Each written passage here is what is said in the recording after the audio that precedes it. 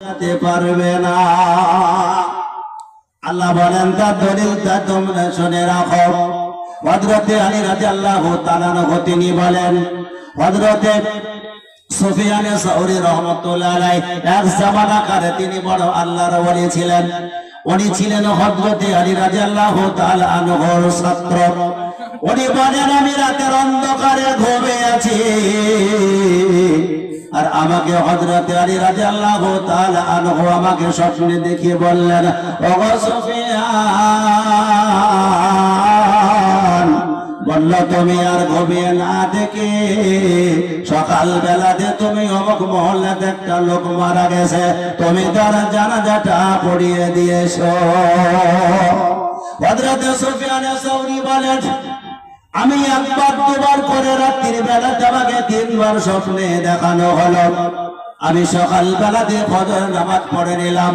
ফজর নামাজ পড়ার পরে আমি মহল্লাতে চলে গেলাম। যাওয়ার পরে লোকজন দেখলাম রাস্তা দিয়ে তারা দাঁড়িয়ে আছে। আমি তাদেরকে যাওয়ার পরে জিজ্ঞাসা করলাম, ভাই বলো, বললো যে লোকটা মারা গেছে ওই লোকটার জানাজা পড়ার জন্য আমাকে স্বপ্নে তিনবার দেখানো হয়েছে। বলুন সুবহানাল্লাহ। সুফিয়ান সাউরির কথা শোনার পরে তারা জিজ্ঞাসা করেন, আপনি কেন এখানে এসেছেন বলুন। বলে, আমাকে জানাজা পড়ার জন্য নির্দেশ করা হয়েছে।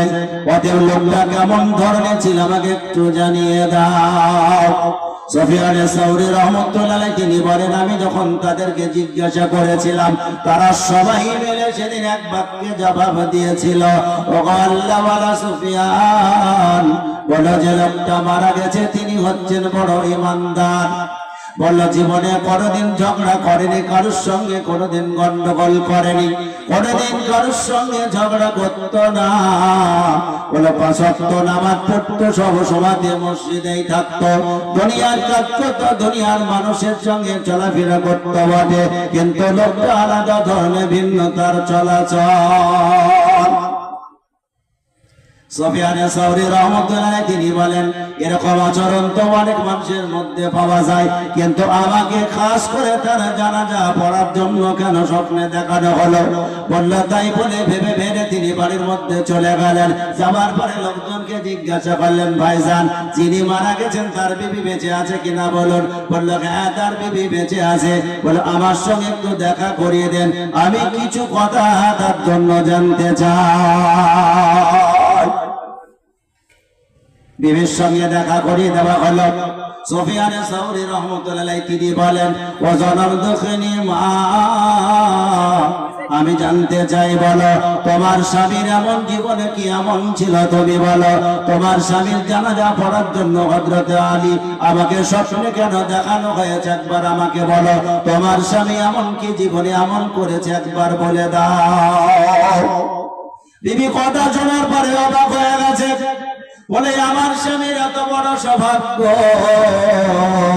বলে আজকে সারা পৃথিবীর সব থেকে বড় একজন আল্লাহওয়ালা বুজুর্গ, ওদের তাকে জানাজা পড়ার জন্য আল্লাহ পাক আমাকে আমার স্বামীর জন্য পাঠিয়ে দিয়েছেন।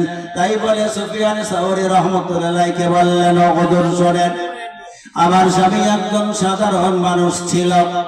৫ ওয়াক্ত নামাজ পড়তো, ওদের সারা রাত তিনি তাহাজ্জুদ নামাজ পড়ে রাতটা কাটিয়ে দিতেন। বলে, হুজুর, বলে উনি সামনে যাই নামাজে বিছিয়ে নামাজ পড়তেন তাহাজ্জুদ, আর আমি তার পিছনে যাই নামাজ পড়ে আমিও তাহাজ্জুদের নামাজ পড়ে আমরা স্বামী স্ত্রীতে দুজনাই এরকম করে রাত যাপন করে দিতাম। বলে, সেটা তো ভালো কথা, এমন কি খুশুসি আমল ছিল বলো? তোমার স্বামী এমন কি আমল করতো তার জন্য আমাকে জানাজা পড়ার জন্য নির্দেশ করা হয়েছিল বলো। সুফিয়ান সাউরি রাহমাতুল্লাহ আলাইহি তিনি বলেন, বলে আমার স্বামী সাধারণ মানুষ, বিভিন্ন ব্যস্ততার কারণে তার কোরআন শেখার সময় তার জন্য হয় না। মাঝে মধ্যে আমার কাছে আসতো আর বলতো, কবি বিশদক, বলে আল্লাহর কালাম আমি আজ পর্যন্ত কোরআনটাকে শিখতে পারলাম না। বিভিন্ন ব্যস্ততার কারণে বিভিন্ন কারণে বলে আমার কোরআন শেখার সময় হলো না। তাই বলে মাঝে মধ্যে আমার কাছে আফসোস করত, ওই রাতের বেলাতে তাহাজ্জুদের নামাজটা যখন শেষ হয়ে যেত, আপনাকে কি বলবো হুজুর, আপনি জানেন ওই তাকে থেকে কোরআনটা পড়া হতো, রেহেলটা নিয়ে আসা হতো, আসার পরে যাই নামাজের উপরে কোরআনটাকে রেখে দিত, রাখার পরে কোরআনটাকে প্রতিবার প্রত্যেকটা লাইনে লাইনে একবার করে হাতটা চালিয়ে দিত। বলুন সুবহানাল্লাহ, বলতো আল্লাহ, বলল তোমার কালাম, তোমার কালাম, আমি আজ পর্যন্ত তোমার কালামটাকে কোরআন শিখতে পারলাম না। আল্লাহ তুমি কোরআনে যা বলেছো সত্য বলেছো, বলল তোমার কালাম, আমার সব থেকে বড় আফসোস হলো জীবনের এটা, আমি কোরআন শিখতে পারলাম না। তাই প্রতি রাতের বেলাতে লাইনে লাইনে করে হাতটা বুলিয়ে দিত, রাতের চলে যেত, আর মুখের সঙ্গে জড়িয়ে ধরে রাখতো, আর মুখে চমকে তো চোখের সঙ্গে লাগিয়ে রাখতো। আল্লাহর কোরআনকে ভালোবাসতো, বলতো গো আল্লাহ, বলে কোরআনকে ভালোবাসলে আল্লাহ তুমি বলেছো কোরআনকে মহব্বত করলে আল্লাহ তুমি কবর থেকে বাঁচাবে, আল্লাহ কোরআনকে ভালোবাসলে আল্লাহ তুমি আমাকে কবর জান্নাত তুমি নসিব করবে। ও আল্লাহ তোমার কাছে দোয়া করি আল্লাহ, বলে তোমার কালাম শিখতে পারি না তো কি হয়েছে, আমি পৃথিবীর সব থেকে তোমার কোরআনকে বেশি মহব্বত করি। বলুন সুবহানাল্লাহ। বিবি বলার পরে স্বামী সেদিনকে, আমার স্বামী নেই ছিল খুশুসি আমল করার পড়তো না, কিন্তু কোরআনের সঙ্গে মহব্বত করতো, রাত বোলাইতো। সুফিয়ান সাউরি রাহমাতুল্লাহ আলাইহি তিনি বলেন, আমি জানাজা পড়ে দেওয়ার পরে আমি বাড়ি চলে গেলাম, রাতের বেলাতে আমি ইলহামের মাধ্যমে জানতে পারলাম, আল্লাহ পাক আমাকে জানিয়ে দিয়েছিল, গো সুফিয়ান, বললো তুমি যারা জানাজা পড়িয়েছো তার সব থেকে পছন্দনীয় আমল ছিল আমার এটা, সে দুনিয়াতে কাউকে মহব্বত না করে আমার কালামকে সব থেকে বেশি মহব্বত করত। জোরে বলুন সুবহানাল্লাহ। এর নাম হলো কোরআন, এর নাম হলো আল্লাহ পাকের কোরআন। বললে তুমি মুসলমান কোরআন পড়তে পারো না, তা কি হয়েছে? কোরআনকে মহব্বত করো, কোরআনে চুমা খাও, কোরআনকে চোখের সাথে বুকের সাথে লাগিয়ে রাখো। আজ মুসলমান কোরআনকে মহব্বত করে না, কোরআনকে ভালোবাসে না। আপনি আমেরিকাতে চলে যান, জার্মানে চলে যান, জাপানে চলে যান, জার্মান, জাপানে, আমেরিকাতে প্রত্যেক স্কুল কলেজে কোরআনকে পড়ানো হয়, কোরআনকে শিক্ষা দেওয়া হয়। আপনার আমার জানা নেই, অজানা তথ্য আপনারা জেনে যান। আমেরিকাতে প্রত্যেকটা স্কুলে আপনার খ্রিস্টানদের ছেলে মেয়েদেরকে কোরআন শেখানো হয়। একজন স্টুডেন্ট জিজ্ঞাসা করেছিলেন, স্যার আপনি বলুন আমাদের স্কুল এটা খ্রিস্টান, আমরা আমাদেরকে বিদেশি ভাষা, বাইরেকার ভাষা কেন শেখানো হয়? আরবি তো মুসলমানরা পড়ে, এ তো আমাদের শিক্ষা নয়, আমাদের জবান নয়, এটা শেখানো হয় কেন? টিচার সেদিন জবাব দিয়েছিলেন, বলেছিলেন বেটা তুমি শোনো, বলে আজকে তোমার বুঝে আসছেন, আজকে তুমি কোরআন সম্পর্কে তোমার জ্ঞান নেই। এমন একটা দিন আসবে যখন তোমার পড়া কমপ্লিট হবে, যখন তুমি জগৎকে নিয়ে ভাববে, যখন গবেষণা করবে, যখন তুমি যখন বিজ্ঞানের সায়েন্স নিয়ে যখন আলোচনা করবে, তুমি সেই দিন বুঝতে পারবে এই কোরআন কেন তোমাদেরকে শেখানো হয়েছিল। যেদিন তুমি গবেষণা করবে, সেদিন তোমার এই কোরআনটাকে প্রয়োজন হবে, সেদিন তোমার কোরআন জানার সব থেকে বেশি জরুরি হবে। আর তা না হলে সেদিন যদি আজকে শিখতে না পারো, তাহলে কোরআনকে শেখার জন্য তোমাকে আবার 6 মাস 1 বছর সময় এই কোরআনকে শেখার জন্য তোমাকে ব্যয় করতে হবে, ঠিক না বলো?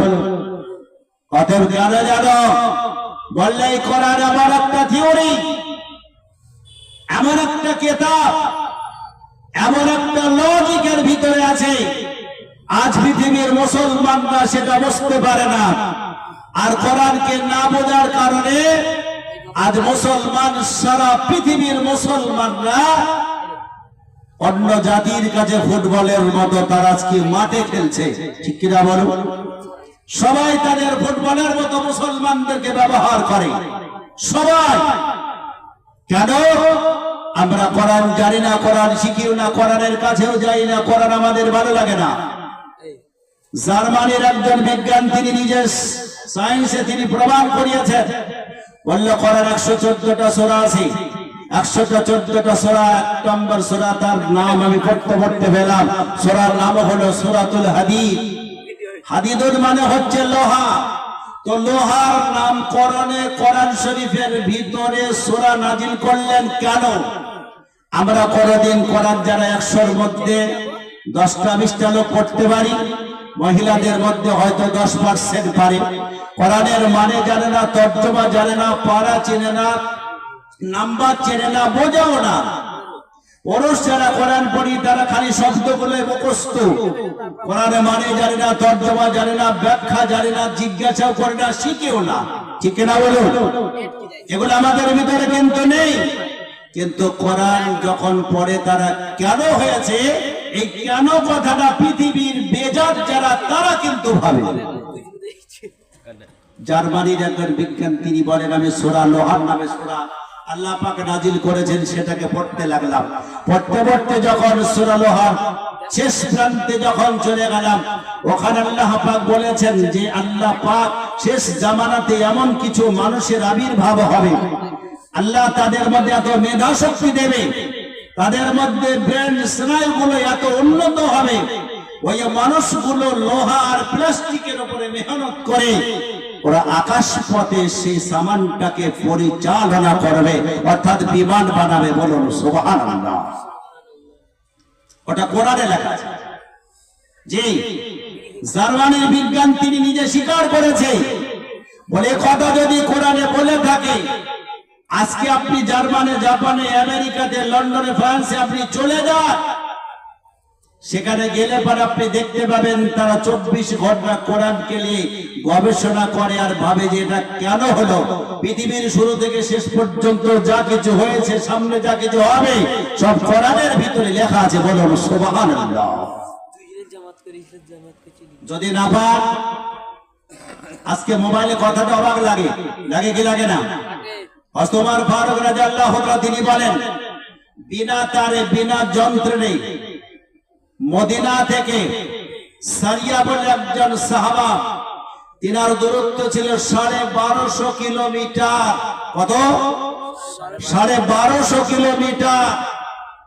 ওমর বলেন, আমি খুতবা দেওয়ার সময় মেম্বার যখন পা রেখেছিলাম তখন বলেছিলাম, ইয়া সারিয়াল জাবাল। বলুন সুবহানাল্লাহ। জি, এ সারিয়া বললে তোমার পাহাড়ের অন্তরালে দেখো এমন একজন সৈন্য দল আসে, অতএব সেখানে আসার পরে তোমাদেরকে এমন করে আক্রমণ করবে, বললে তোমাদেরকে ধ্বংস করে দেওয়ার জন্য কাফেররা তোমাদেরকে আক্রমণ করবে, অতএব তোমরা ওই গিরিপথে সৈন্য মোতায়েন করে দাও। হযরত ওমর মদিনা থেকে আওয়াজ দিয়েছিলেন, বলল সারিয়া, বলল তোমার ওই গোপন রাস্তাটাই মোতায়েন করে দাও, তা না হলে সৈন্য এসে তোমাদেরকে আক্রমণ করবে, তারা কিন্তু আগত। হযরত সারিয়া বলেন, মদিনা থেকে আমার পাহাড়ের দূরত্ব ছিল 1250 কিলোমিটার। আমি সেখান থেকে আওয়াজটা শুনতে পেয়েছিলাম, ওমর আমাকে সতর্ক করে দিচ্ছিল, গো সারিয়া, বলল তুমি ওই গিরিপথটাতে সৈন্য মোতায়েন করে দাও। যারা বলেন সুবহানাল্লাহ। আজকে বিজ্ঞান যারা তারা ভাবছে, বলে তার নেই কানেকশন, নাই কোন যন্ত্র, নাই কোন পাত্র নাই, বিনা তারে, বিনা কানেকশনে এত দূরত্ব পর্যন্ত যদি আবার পৌঁছাইতে পারে, তাহলে আমরা লোহার উপরে, প্লাস্টিকের উপরে মেহনত করে সৌদি আরব, কাতার থেকে পৃথিবীর প্রান্ত থেকে প্রান্ত পর্যন্ত কেন আমরা সে কথাগুলোকে ধরিয়ে তাদেরকে শোনাইতে পারবো না? আজকে মোবাইল তৈরি হয়ে গেল, ঠিক না বলুন? কোরআনে লেখা আছে, কোরআনের কদর তো আমার কাছে নেই। আল্লাহ বলেছেন, হাফিজে কোরআন যারা কোরআন মুখস্থ করেছে যারা, আমার আল্লাহ পাক বলেন তাদের জন্য তাদের মাটিকে লাশকে খাওয়ার জন্য আমি আল্লাহ হারাম করে দিয়েছি। বলুন সুবহানাল্লাহ। হাফেজে কোরআন যারা, তাদের লাশ কবরে পচে না। হক্কানি ওলামা যারা, তাদের কবরে লাশ পচে না, মাটিতে তাদের খায় না।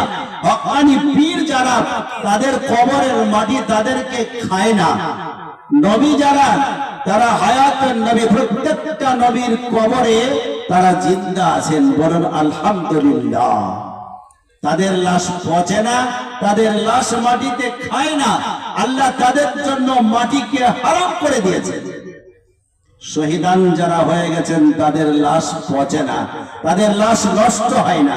হক্কানি আলেম ওলামা, তাদের লাশ নষ্ট হয় না। এখনো পর্যন্ত আপনি যান ফ্রান্সে, মাহবুব সুলতান আহমদ গাজনবী রহমতুল্লাহ আলাইহি, তার কবরটাকে 700 বছর পরে খনন করা হয়েছিল। নদী ভাঙতে ভাঙতে ভাঙনে তার লাশটাকে স্থানান্তরিত করার জন্য নূরে আলম বলে যিনি বাদশা ছিলেন মুসলমান, তাকে দেখানো হয়েছে। বলে আপনি আমার লাশটাকে স্থানান্তরিত করুন, আমার কবরে পানি ঢুকছে। বলুন সুবহানাল্লাহ।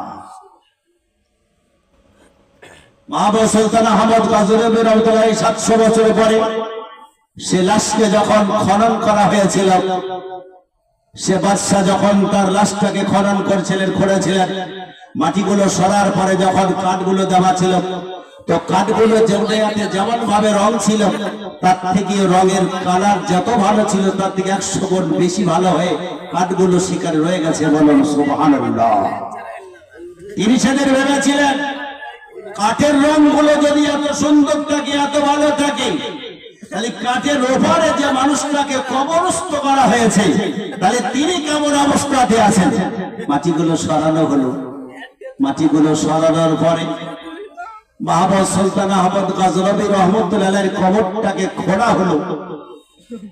তো তিনি বলেন, যখন কবরের মাটিগুলো সবটা সরিয়ে যখন আমি কবরের কাছে গেলাম, যাওয়ার পরে সুলতান আহমদ গাজনবীর লাশটাকে যখন ওঠানো হয়েছিল, আমি দেখলাম মাটি দেওয়ার সময়তে এই ডান হাতটা তার বুকের উপরে ছিল।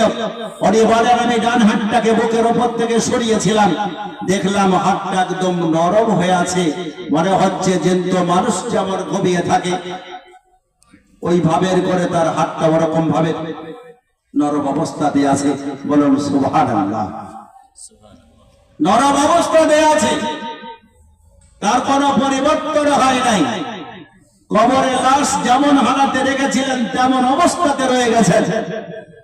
700 বছর পরে মাহমুদ সুলতান আহমদ গাজনবী রহমতুল্লাহ আলাইহির কবরটাকে খুঁড়ে দেখলেন, যেমন লাশ তেমন অবস্থাতে ছিলেন। ভাইজি আপনারা, মা বোনেরা, আমরা সবাই দুনিয়া ছেড়ে চলে যাব। যাওয়ার জন্য কবরের জন্য কি প্রস্তুত নিয়েছি? কবর আমাদের জন্য কি হবে? কবর আমাদের জন্য কি হায়াত হবে? বলুন সত্য ভাই আব্বাজিরা, হাসান হোসাইন, হযরত আলী কাররামাল্লাহু ওয়াজহু, যারা কবরের কথা ভাবতেন, জান্নাতের যাদের সুসংবাদ দুনিয়াতে শুনে গেছেন, তারা তো প্রস্তুত ছিলেন, তারা তো রেডি হয়ে গেছেন। শ্রদ্ধেয় মা বোনেরা, কোথায় গেল সেই রাবিয়া বাসরীর মতো মা? আজকে জগতে খুঁজে একটা পৃথিবীতে কথা বেলাইতে পারা যাবে না।